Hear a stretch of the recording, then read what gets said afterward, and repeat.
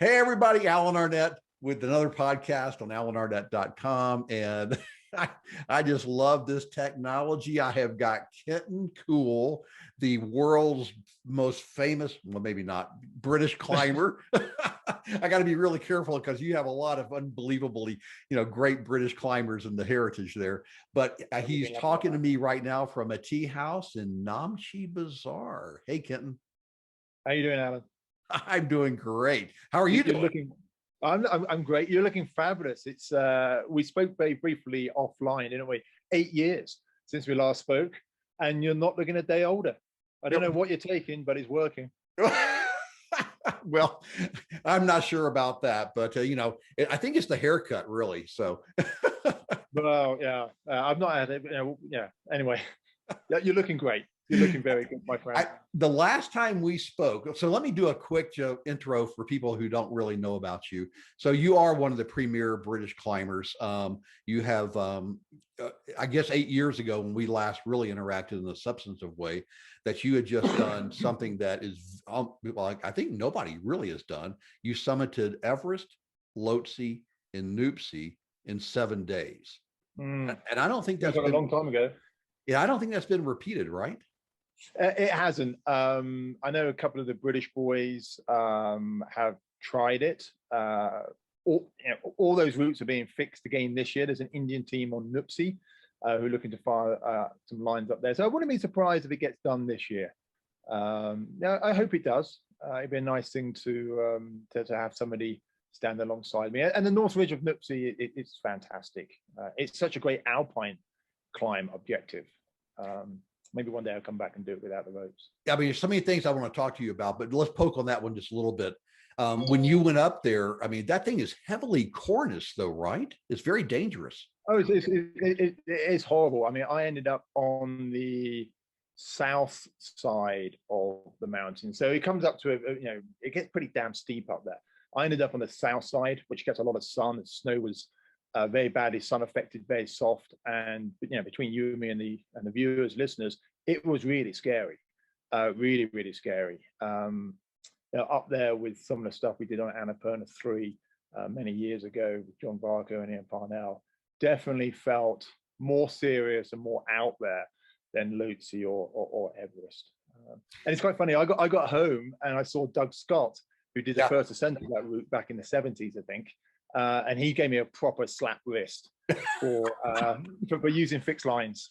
Oh, because that year it was fixed almost to the top by Russell Bryce's team, and obviously Doug Scott, bless him, passed away recently. Firm believer in alpine style, no oxygen, fair means. So yeah, he lambasted me when I got home. and told you that you should have started your journey from the shoreline of India, right? Probably, yeah. Yeah, he was a purist, and obviously one of the top Himalayan mountaineers, certainly of our generation, probably of all time, up there with Messner and people like that. No, Doug. I love that spirit though. I mean, and there's that gristle of that generation that goes, well, what you wore pants? What are you doing? Yeah, no, he was a firm believer in ethics, and understandably so. We need people like that within the commercial industry, within the sport of high altitude mountaineering, to keep a level playing field. And before we know it, we'll be seeing people sort of chopper to the summit and claiming summits and silly things like that. So, Kenton, do you think that the sport has gotten softer? Well, okay, mountaineering is a multifaceted sport, isn't it, Alan? It's not a simple thing. It's like, for people who don't climb, I often say, imagine sailing. So think of all the facets of sailing we have. We have round the world sailing, big boat sailing. We have Volvo ocean racing sailing. We have little dinghy sailing, in your local pond or lake and things like that. So there's lots of different facets to sailing, and mountaineering is exactly the same. There is room for everybody. Commercialism sits at one end, and then sort of high altitude, no oxygen, alpine style, 8,000 meter climbing sits at almost a polar opposite. And there is room for everybody. So is mountaineering getting soft? I don't think so. I think it's very much alive at one end. Killian and David are in to do, I think, Yeah. West Route Traverse, Lhotse, no oxygen, no fixed lines, no Sherpa support. I mean, that's right out there. Yeah, for those who don't have that experience, there is the commercial aspect of climbing where people like myself can look after people on fixed lines and they can still gain summits. So I'm not going to say one is right, one is wrong. There's different aspects of a similar sport. So I'm going to throw this at you, and I didn't. That was diplomatic for you, wasn't it? That was very diplomatic. Actually, I think it was very honest. In that same spirit, here on Annapurna, we just had 67, 68 people summit in one day. But they also resupplied with a helicopter after they they experienced conditions. They ran out of rope, so they had a helicopter come in and resupply with rope and oxygen, and then they went ahead and continued. So I mean, just in a very high level philosophical perspective, I mean, at what point do we look at technology as a crutch that aids us in a way that shouldn't be used? And I know that argument, what I just said, can be applied to like supplemental oxygen, and that's been a debate forever. But when you start to resupply it at the high camp with a helicopter, is that a line that's been crossed? Yeah, I wasn't aware that happened on Annapurna. Now, in the past on Everest, they've used helicopters to get the rope up to Camp 2, so the Sherpas don't have to go through the ice fall. Right. They're not doing that this year, interestingly enough. I think it comes down to the individual. What does the individual think is fair means? I use supplementary oxygen on Everest because I'm working.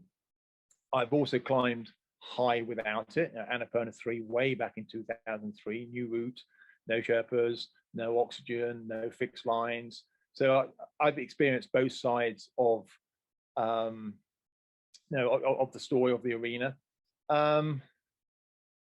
Yeah, I mean, I suppose if you're going to be really pedantic, a resupply of fixed ropes and oxygen high on the mountain, is that fair game? Well, I think it comes down to the individual's choice. Is it morally right? Again, it's the individual's choice. I think if we use technology for safety, if you use technology to medevac people out, a lot of people complain in the Khumbu where I am now, there's too much helicopter traffic. But if those helicopters are supplying Sherpa villages and populations and bringing sick Sherpas or elderly people out, I think it's got to be doing a good thing. Where it lies on the mountain, I think personally I would struggle a little bit with a resupply high in the mountain by a helicopter. I wasn't there. I don't quite know the ins and outs. Comes down to the individual, Alan. Is it fair means? Yeah, and that's the same with supplementary oxygen. It's the same with fixed ropes. It's the same with Sherpa support. And I think it's down to the individual. If the individual is happy with that level of support, who am I to criticize? As long as it doesn't put anybody in danger, including the helicopter pilot, we should add into that. Yes. Then, yeah, I mean, it's interesting to see how commercialism is moving away from just Everest. It used to be Everest and Choyoya, right. Everest, right. Lhotse, Manaslu, perhaps Makalu, and now we're seeing it on Annapurna. So, yeah, I mean, well done those 67 getting up and down. I did hear there was a few rescues though. I was chatting to one of the chopper pilots, Alistair. He said he 4 or 5 rescues he did on Annapurna. Yeah, and that's that is one of the dangers. If you use technology, then perhaps those who don't have the level of expertise or the level of support can get themselves into a situation where perhaps they don't have the depth of experience to get out. And that's when the choppers have to come in and pluck people out. So, yeah, I think we've got to be careful with how we use technology or how we use engineering, or in this case, helicopters, to make sure that we don't get into a situation that we can't get ourselves out of. Yeah, there were 3 Russians that got helicoptered off, plus a Taiwanese climber, out of the 67. And thankfully, there were no deaths, which is highly unusual on Annapurna. But, kind of to your point, I've always said that when people always say, so why do you climb? And my answer is always that it's unique and personal to that individual, and that nobody else really has a right to judge whether what you're doing is right or wrong, because mountaineering is not like the Olympics. It's not like there's a set of judges, that are going to evaluate you on the strict rules. It's really up to the individual and for that style. So I think you're spot on with that. Hey, listen, let's go back in history a little bit. What again, you are this year, when you summit Everest, that will be your 15th summit, and that will tie Dave Hahn for the most non-Sherpa summits. So let's go back a little bit in history. What year was your first summit? 2004. So I first came to Everest 2004 with a couple of clients. We all summited. I actually very nearly double summited in 2004. Went up to 8,200 without oxygen that year on the second rotation, or the second summit thing. Yeah, 2004, pretty much every year since, apart from, I was incredibly blessed. I missed 14 and 15, 14 the icefall collapse, 15 the earthquake. Yep. And then I had a non-summit actually in 2017. No, yeah, I'm sorry. I've got to interrupt you, because I never say that I failed to summit. I always say it was a non-summit. Oh, absolutely. No, for me, a successful expedition is coming back through the front door. I mean, I'm an Everest guide. People employ me to look after them, and very early in that relationship, I set the bar and I say, you are employing me to bring you through the front door at the end of the expedition, as friends, having had fun and an amazing journey. It'd be great if we gain a summit. Fantastic. Right. But my job is to bring you through the front door. And people forget that sometimes. And they also forget the fun element. Mountaineering, climbing is, after all, supposed to be fun. And we're not just simply collecting accolades. We are having a bloody good time on the journey, hopefully to the summit, but definitely back down again. So can you summarize, and this is an impossible question, but can you summarize what the allure of Everest is? Because, I think I remember Messner saying once, well, it's been climbed, so why should anybody else do it? And then there's all the trite expressions that there's a Starbucks at the top, an escalator, and, everybody's climbed it, so why should you do it? And, all the haters out there is what I call them. But then there's this community, and I would put myself into that we really admire Everest. We respect the mountain Chomolungma, and we respect the Tibetans and the Sherpas that climb, and we respect anybody that attempts it, whether they can make it or not, given that they're qualified. So what's the allure of Chomolungma to you, Kenton Cool? Well, there's a lot of it. I mean, from a personal perspective, and I hate to say this, but it is part of my job. I'm an IFMGA mountain guide. I work in the Alps. I work in South America. I work all over the world. But my USP is Everest. You pointed out I've got 14 summits to my name already. Each and every one of those has been with a client. I've got a fantastic record here. But I think for the general person, and I put myself also in this category, it's a huge journey. I always work on the south side. I mean, Namche Bazaar now, I'm looking out, I can see Buddhist monasteries, I can see tea houses, I can see Sherpas walking up and down the tracks. It's one of the most wonderful treks in the world. Absolutely. And let's not forget Everest. I mean, it's probably got more history than any other mountain. The 1921, 22, 24 Everest British attempts on the north side, 53. I mean, you can't escape the romance of 53 when Tenzin and Hillary first climbed it, and the news broke on Queen Elizabeth II's coronation. Fast forward to the 70s, Chris Bonington, Southwest Face, Harbler, Messner, 78, Sans Oxygen, Messner, 1980, solo, new route, no oxygen, raising the bar to a point that's never been repeated since. Of course, people want to be part of that. And Everest is a metaphor to each and every body that comes here, they're all finding their own reason to come. Not everybody's reason would resonate with my reasoning, but as you mentioned, mountaineering is an individual thing. It's also quite an anarchistic thing. Look back in history, climbers, mountaineers, they're rule breakers, they're renegades, they're outlaws, and they don't like rules and regulations, which is why when we hear things like Everest should be regulated more, Everest should have a permit system, or Everest should have this or that, it saddens me a little bit, because we've always been those outlaws that don't like rules and regulations. We climb for freedom. We climb for self-satisfaction. We climb for selfish, innocent, stupid reasons. And we don't like to be pigeonholed. That said, yes, anybody that does come to Everest, I think should have, they should be understanding that if they get into trouble, that if they overstretch themselves, they shouldn't just expect somebody to drag them out the mire. And that is a debate that you and I and lots of people can have for a very, very, very long time. How do we make Everest safer? How do we filter out those that perhaps shouldn't be there? right. But then it comes back round again. Who said, who am I to say that somebody should or shouldn't pitch themselves against Chumulunga, Mother Goddess of the Earth? She is there for everybody. None of us rule her. None of us can say it's our mountain or not our mountain. She's special. And that is why people will forever come to Everest. She is the Mother Goddess of the Earth. There's no other mountain like her. And when you stand on the top, it's just this moment. I mean, I've only been there once. I tried 3 other times, didn't make it. And on my 4th time, I think it was sweeter.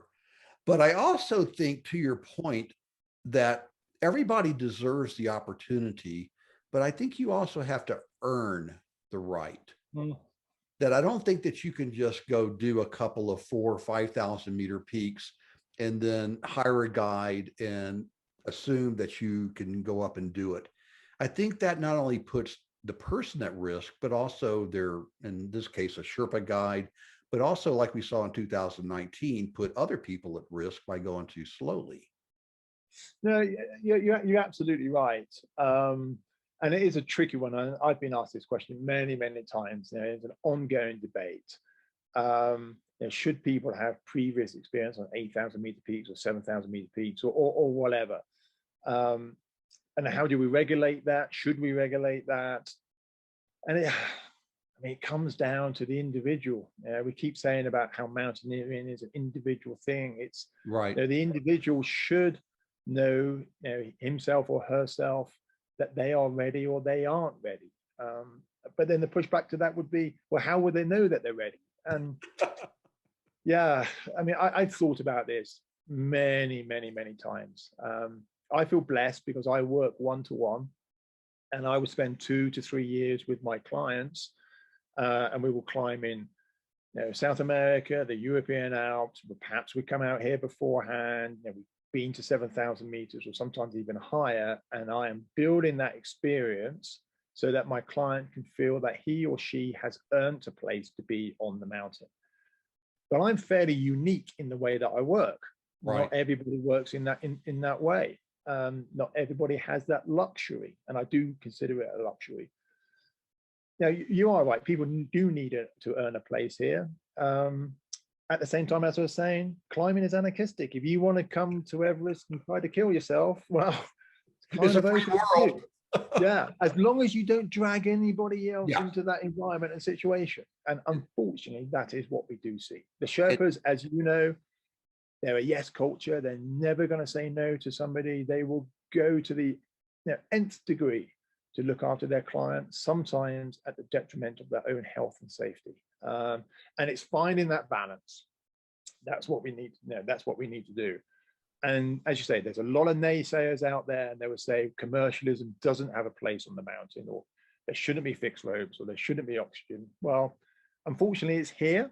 It's not going to disappear anytime soon. So the conversation should be not, we should strip all the rope or the oxygen or Sherpa support. It's, how can we generate an environment that is safer, and that is open to all. So that should be the conversation rather than the rock hard, let's just triple the mountain and go back to basics. Because it's not going to change anytime soon. Yeah, I've always had this saying that mountains are for everyone. And that, even though a mountain may have been summited, pick a number, 500, 1,000, 5,000 times, if that's the first time for you, it's unique. It's a unique experience. Exactly. Yeah. Hey, listen, let's shift to what's happening right now. So you're back in Namche right now on a little recce, a little R&R. But you've been fantastic. I still find this very unusual that people take a vacation from climbing on a holiday from climbing on Everest to come back down to Namche. But anyway, so or back to Kathmandu to go back to the to the Hilton or something. But you were at base camp. You've been through the ice fall. You've been through the Western Cumulus. You've been up almost to Camp 3. So let's just kind of briefly break that down. So a lot of people in the mountain right now, record 408 permits. So first off, does it feel crowded? It doesn't actually. Okay. I mean, I know this is going to sound ridiculous. Base camp doesn't feel as big as it has done in the past. I don't know why. Obviously the north side is shut, so some people have come across like Furchenbach, Seven Summits Club, the Russians, so they have teams on the south side, which is one of the reasons why it's a bit bigger. I've been through the icefall a couple of times now. Doesn't seem overly crowded. Camp 2 seems smaller. I know it all sounds bizarre, Alan, but it doesn't feel, certainly through my travels and experience, doesn't feel as big as in the past. I mean, I've seen the numbers, I've seen the permit paperwork. So, I know there's more people here than there's ever have been, but it doesn't feel busy. And the certainly not up to now. And so in the ice fall, the route is kind of in mostly dead centers, not left or right. But I understand it has lots of ups and downs. So it's a little bit longer than normal. It's a little bit longer than normal. I mean, it feels great. I flew over it back in November. So I was over here climbing Amadablan back in November, and we took a scenic flight. And I remember looking at it, and it seemed to be this center sway. Maybe it's because of the Sirac from a few years ago fell off and carved the pathway. I'm not sure.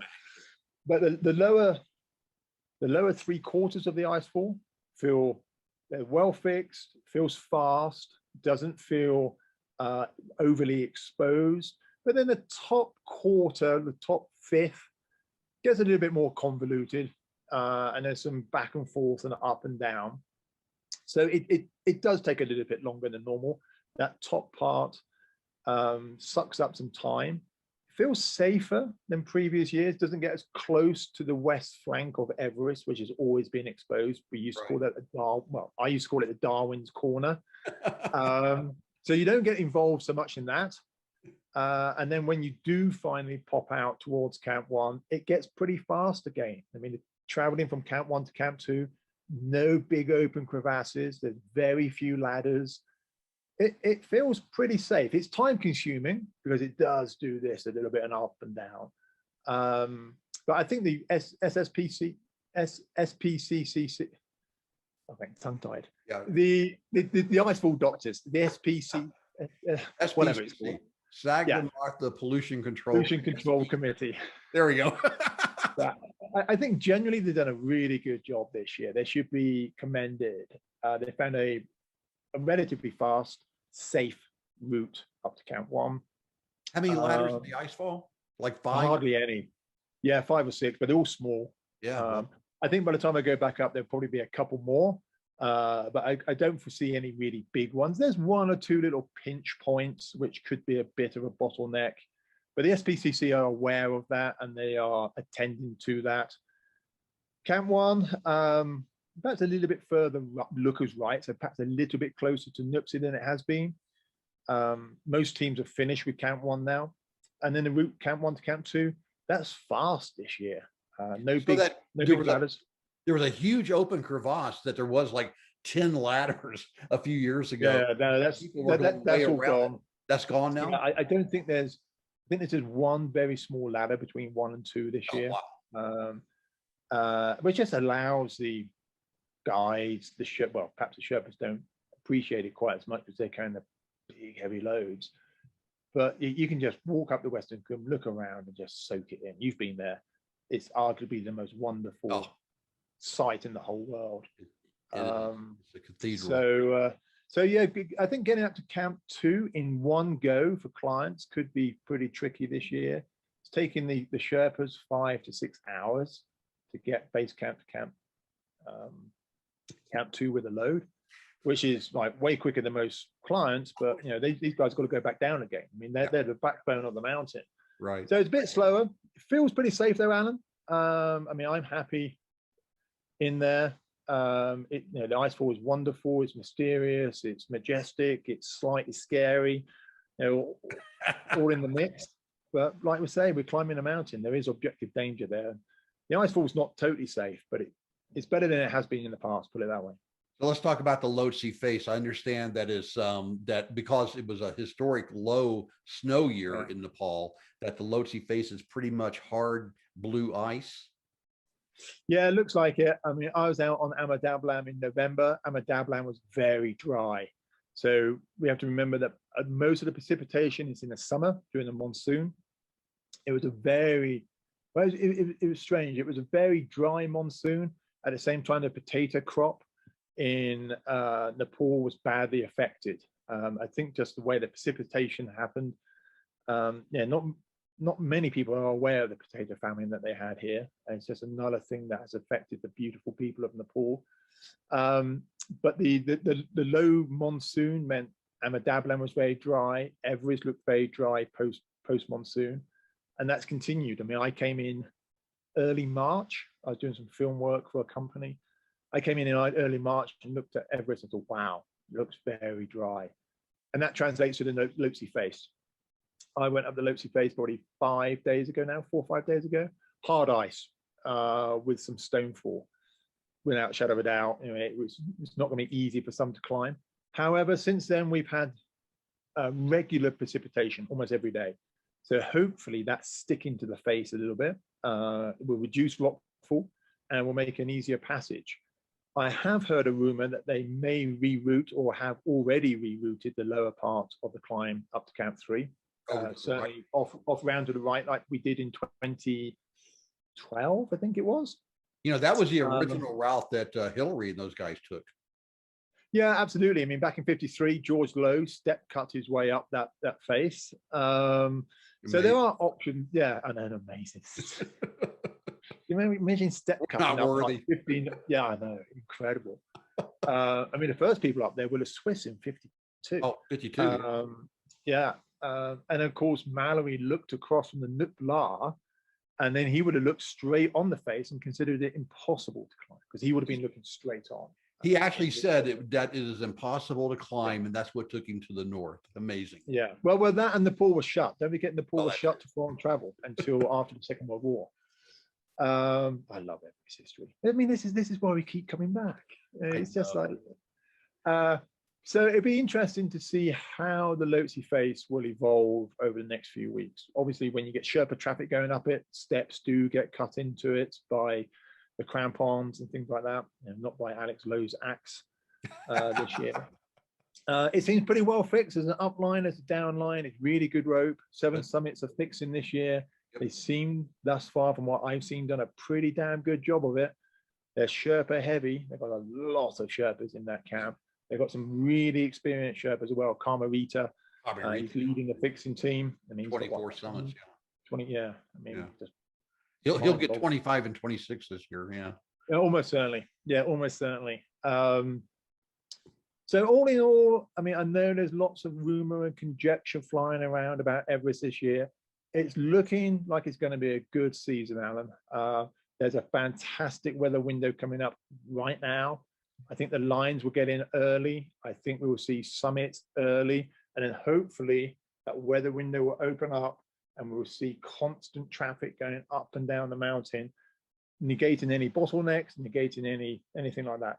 I think it's going to be a great season. I'm it's really looking forward to it. it's really looking like the jet is just going to stay north or south, Yeah. and we're going to have a 2018, 11 consecutive days Wouldn't that be wonderful? of winds under 30 miles an hour, so that we can get everybody up and down the mountain safely and not have the queues that we did in 19. So yeah, I mean, every now and then those queues occur. I mean, 19 was a sort of a queuey year, if there is such a word. I like it. And so was 16, I think. Was it 16 or certainly 2012, 2013 when we had Ralph's picture. Yeah. But every now and then it's all Constantine's in. But most years, honestly, you've been here. Most years you don't have those queues. Most years, we have relatively free passage. I've got 14 summits. I've never queued. When I summited in 11, I was the first person on the summit from the south side, and there were 200 people that summited that day, and I did not have to wait 1 second up or down. People don't understand that Everest is a huge massif. It's a huge mountain, a lot of real estate, and so if you don't have tremendous numbers, you don't have 400 or 500 people, then you can really spread out, and it's very doable. That's what I always say to people. People always ask about the queues, and it's like, well, hey, it's a massive mountain. It has the ability to absorb people, and the only pinch points really going up to the South Summit on one or two of those steps, or the Hillary Step and the traverse from South Summit to what was the Hillary Step. It's dry this year, so that's going to be an interesting passage for some clients. It's definitely going to be a little bit harder, but like you say. I mean, and my 14 summits, getting ahead of myself there. I love the confidence. Way to go. Yes. In my 14 summits, I've never queued more than a few minutes. Yeah. And it's never, ever detracted from my or my client's experience. So it's the media. The media love picking up on bad stuff. They love queues. They love death. They love disaster. Trash. And actually, God, if I've been asked once about trash, the mountain's pretty damn clean. You want to see Camp 2 now? They've done a great job on Camp 2. Great. Camp 2 is looking pristine compared to what it was, and that's the efforts of like Dower Stephen and the ministry. They're doing some great stuff here. I think this year a great effort going to be a continuation. The Nepali army going and doing, the Everest base camp, also over at Dalagari. Also, I just saw today that they found a helicopter that crashed in 2006 at Dalagiri, and with 2 bodies in it. So kind of gruesome, but good on them for trying to clean up all these base camps and stuff. So, I think they're doing a great job. The Department of Tourism, they do get slammed sometimes, but I think generally they're working in the right direction, and I think that's to be commended. I think they're doing a pretty good job. The trail here, there's been a lot of work on these trails over the last year. During lockdown and shutdown and things like that. Trails here looking fantastic. Base camp is looking as clean as I've seen it in many years. Hey, the infrastructure is pretty good, and we're quick to slam the ministry here, but I think, as I said, I think they're doing a pretty good job, and I think they're moving in the right direction, which is beautiful to see. Well, that's good to hear. Hey, listen, let's wrap up with a couple of things here briefly. One is that, so you're in Namche, you're headed back up in a day or so. Hopefully you can take advantage of this weather window and follow the rope team up, and you and Kami Rita can do high fives on the summit. Wouldn't that be good? Yeah, I don't know what your schedule is, but I'm sure you'll get up as soon as you can. But I saw something that you kind of waxed poetically about taking a helicopter from base camp back down to Namche. And as you were flying over base camp, which is, I don't know, a mile long and half a mile wide right now, it's just, 1,000 people. But something stood out to you when you were looking at that. And it was the work that it takes to create base camp. Yeah, I mean, I think it's one of those things. Our Sherpa friends are often overlooked, and they work so hard. They really do. So I came into base camp March 13 or 14 on a sort of an earlier job, and the Sherpas were already there working. And then these guys are my friends. I've laughed with them, I've cried with them, I've lived with some of them, I've carried loads with them, I've summited with them, and they are the backbone of an Everest expedition. And I don't think they gain the recognition that they should do. We hear a lot of chest beating. I've climbed Everest. I've even conquered Everest, term that I really don't like. I mean, we all know what Hillary said. One doesn't conquer a mountain, one merely conquers oneself. Yeah, and as I flew over that the base camp a few days ago, you can't help but take in the sheer amount of work that goes into it. And base camps are getting more luxury these days. The big domes take a lot of work. Even with the camp with Garrett, we don't have a big dome, but we have big mess tents. There's 1,200 kilos of wood under those tents. 1,200 kilos. That all needs to be carried in. Some of it on yaks, but a lot of it on the backs of the porters. The infrastructure here is beyond comprehension. Yeah. And I say, it's not all the Sherpas. I mean, there are porters that come up and down, but those Sherpas work really, really hard. And I think there's something that we can all learn from that. And I think if we're, if we're humble and if we're grounded, we will understand that. And to come back to one of the regional questions, about people that come to Everest and why we come to Everest. For me, being among my Sherpa friends is one of the reasons I keep coming back. And it's a very personal thing to me. And to see the amount of work and effort that they put on the line, it does keep me humble and grounded. And I hope very much that everybody that comes here for the first time or for the 5th time or for the 15th time, they understand that and they acknowledge that. And that's where part of my post on Instagram came from. I just wanted people to understand that we see the glitz and the glamour, and we see the client photograph on the summit and look at me, aren't we great? But behind every photograph, there is hard backbreaking work by the Sherpas. They make it possible for all of us. If you look at my pictures back there, the one on this side, this is me on K2 with Kami Sherpa. And Kami also on Everest. Actually, Kami took this picture, and there is no way in hell that I would have summited these mountains without Kami Sherpa having my back. Another thing, talking about Sherpas, are the Sherpanis. And this year there were 7. Well, Annapurna. 7 summited Annapurna. Yeah. And on Everest, I think I have this number right. I could be off, but the spirit is right. Something like 84 of the 400 permits are for female climbers. So we're starting to see more females getting into the industry as well, which I think is fantastic.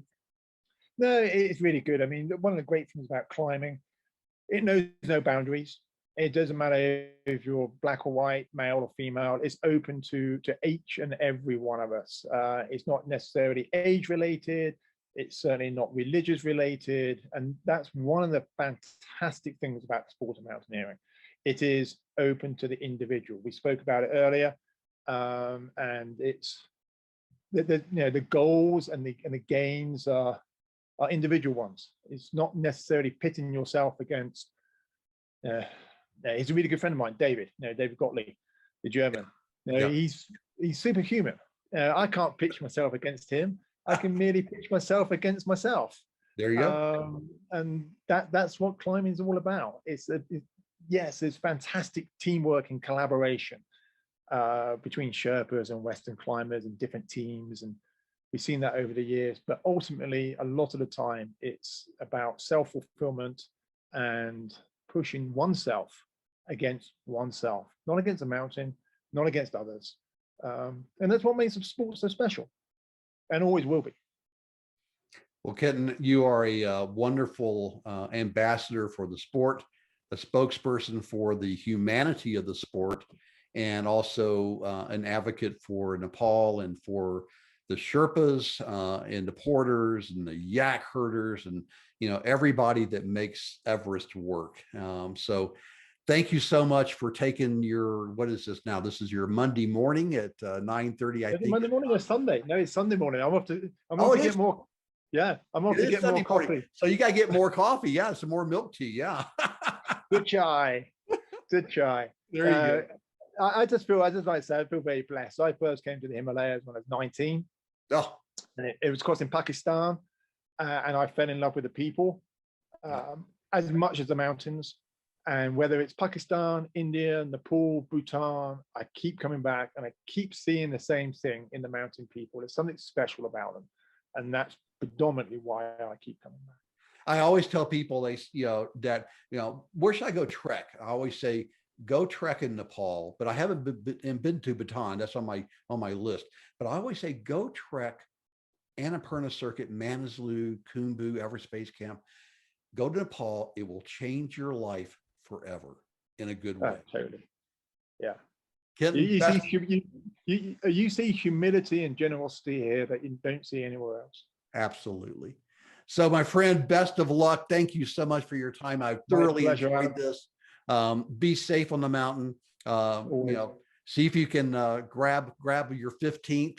I know that the world will be cheering for you and pulling you on, and also Dave will as well. So no, I spoke to Dave not so long ago. Dave Hahn, Han Solo. We love Dave. And the important thing to listeners or viewers, it's not about the numbers. It's not about records. It's not about being first or last. It's about enjoying it and being there. Well said. Well said. All right. Enjoy your second cup or third cup of coffee. And I will, Alan. All right. Take care, man.